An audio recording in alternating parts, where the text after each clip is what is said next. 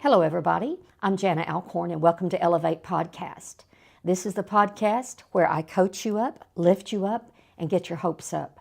I've been on the series I've entitled the UNSTUCK series, and I highly recommend you go back and listen to our previous podcast. We're talking about identifying the what, identifying the why, and today I want to talk to you about identifying the who. Did you know that every dream will require the assistance of another? In 1 Chronicles chapter 11 and verse 10, the Bible says there were the heads of mighty men whom David had, who strengthened themselves with him in his kingdom, with all Israel, to make him the king according to the word of the Lord. So you see, there are no lone ranger leaders. There are no lone rangers who are successful. If you're alone, you cannot be successful. Every successful effort will require the cooperation of others. So when we look quickly at the life of David and we examine the way David pulled together core people who made him great, then we'll have principles that can elevate us in our lives. So it's very important. If you want to get unstuck, you're tired of the drudgery, you're tired of staying in the same place, it's important to bring together the who of your life. Some of those will be models, some will be mentors, some will be above you, some will be beneath you, some will be beside you.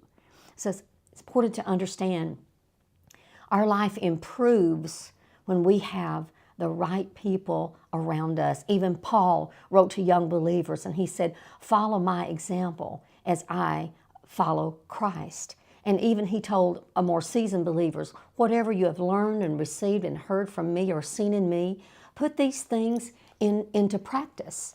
And I think of Oswald Chambers, who said, the way we grow in holiness is to be around people more holy than ourselves. I don't know about you, but in my case, I'm thinking about be around people that improve you, be around people that stretch you. So there are models and there are mentors. There are people above us, there are people beneath us, and there are people that are with us. So understand you might have been in a situation of isolation, but with today's technology, there is great ability to connect.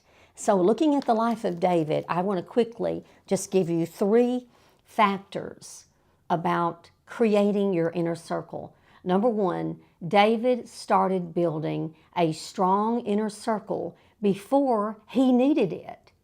Before he needed it. He began building his team long before he was ever crowned king.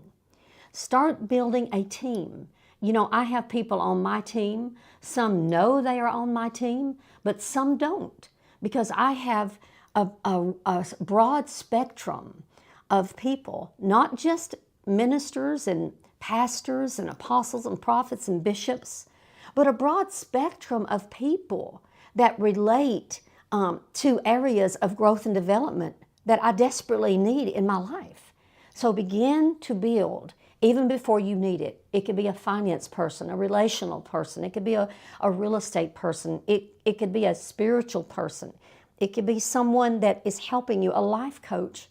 Please understand, even with my clients, I begin to tell them, broaden your spectrum of people who are in your life. So David began building a strong inner circle even before he was crowned king.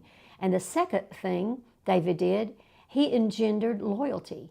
David's followers displayed incredible loyalty to him throughout his life.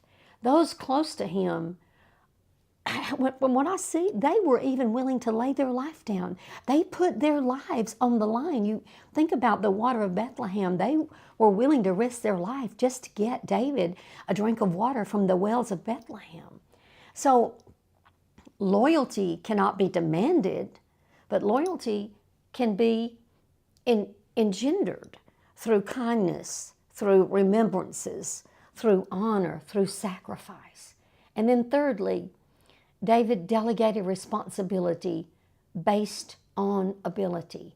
He continually gave authority to others. He designated Joab as a commander of the army, and he felt equally secure in giving others authority. So, spread it around. Spread around in your team the authority. You can't give someone an instruction or an assignment without giving them the empowerment to fulfill that assignment. So, creating that inner circle, developing that inner circle. Know those closest to you.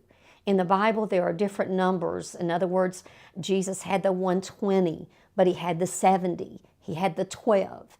Out of the 12, he had the 3, and out of the 3, he had the 1, John the beloved, that leaned on his breast. God has the proper people for your life. How incredible is that?